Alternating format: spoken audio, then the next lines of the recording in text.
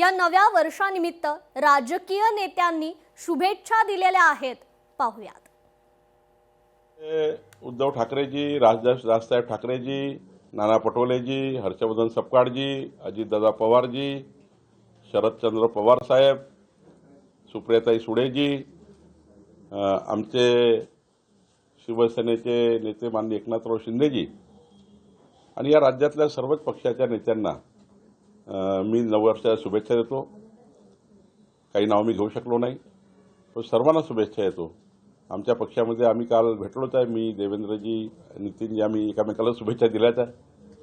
शेवटी भारतीय जनता पार्टीच्या कार्यकर्त्याला शुभेच्छा देतो, महाराष्ट्राच्या जनतेला शुभेच्छा देतो।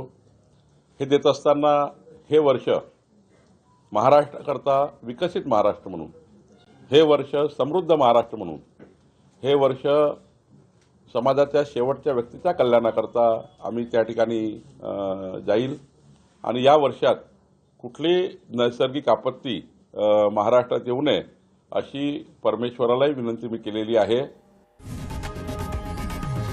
लोकशाही मराठी ऐका, पहा, जागरूक रहा।